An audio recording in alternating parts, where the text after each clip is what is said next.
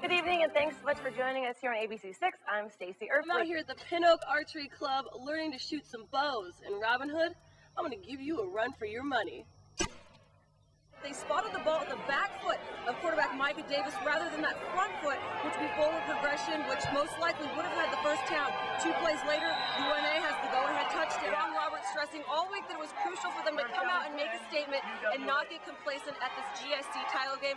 On the final play of the game, but that drops them 9 places in the AFCA coaches poll from number 2 to number 11. GSC opponent North Alabama now ranked ahead of the Statesmen at number 5.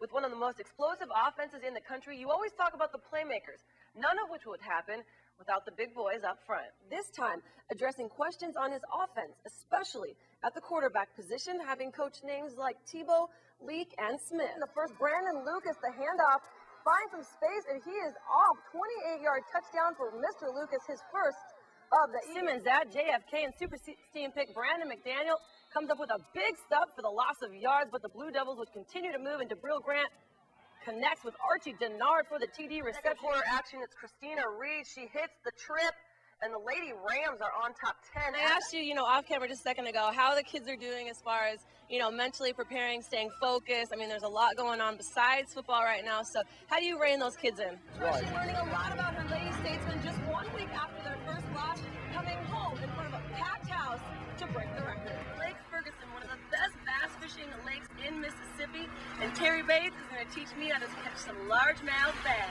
After an even first half, the Statesmen would rally in the second to earn themselves another week on the gridiron. Perennial state contenders that made it to the North State title game just a season ago with a roster full of sophomores, and those youngsters are back and ready for another shot at a state title. Probes on Mississippi State's new slogan, "This is our state," making sure everyone knew Ole Miss had the best recruiting class of the hardwood today, and the Lady Statesmen. USA Today's top 25 poll coming out, and as expected, the Lady Statesmen no longer the top team in the country. Bug Cooper to Veronica Walker, a nice little scooper for the finish. Walker led scores with 12-9. Now Statesmen in control. We always hear D, but this time it's Lucas for the second time today, doing it again. Another savage little hot potato, trying to get some boards down low on a miss. Nate Watkins keeps it high. I like to see the big man keep it high like that. Gets the finish. Statesmen are heading back to the national championship after 10 years and have no doubt been riding the success wave late this season. But is it a different wave that's propelling the green and white? Oh, riding the hair wave? Oh, yeah, we're riding the hair wave to victory. It's kind of like an image for our group, have fun out there because it's a game, trying to have fun at the same time we get out there and, get business done. Different games and situations inspiring coaches and players to start superstitious grooming, some doing it on their face. It's the lucky beard, I mean. That's it, right? Well, you don't shave a lucky beard. The North Alabama game was the last time I shaved. The one, we got beat 31-7. So we're sitting in the staff meeting, we're trying to figure out, what happened. I had a new razor that morning that I tried, and I like, Coach, I think it's the razor. And so I hadn't shaved since, and went and lost it. But for others, a beard just wasn't enough. The power plan. It's all right. We had the long beards for the quarterfinals against Shepherd. We had handlebar mustaches. They were pretty intense.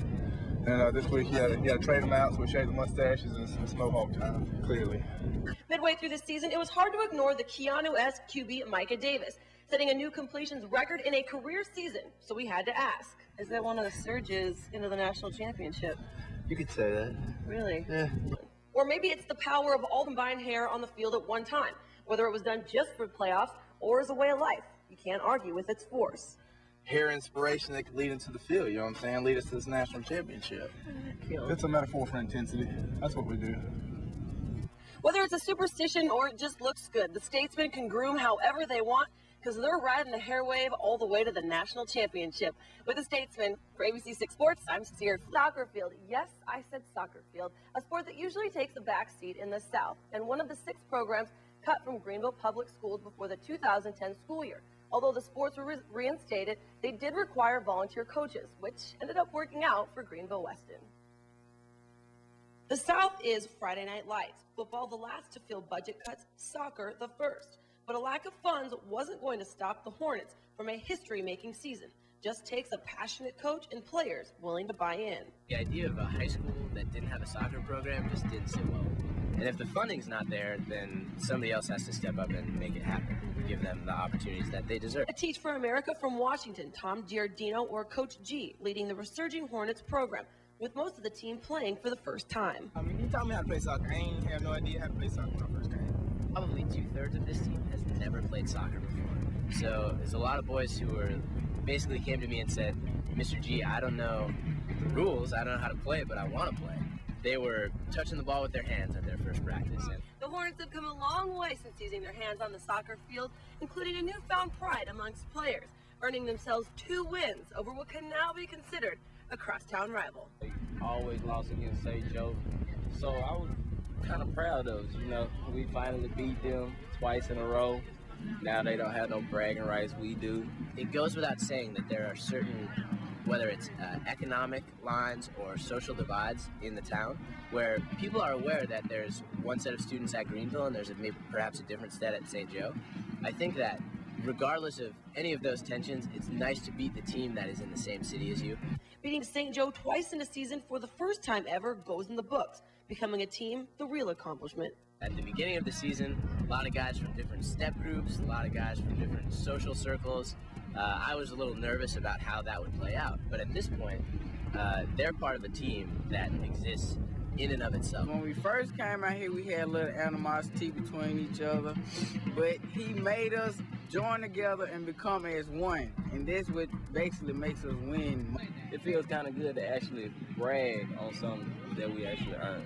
Regardless why they played, who their friends are, or their future on the field, this team put Hornet soccer back on the radar.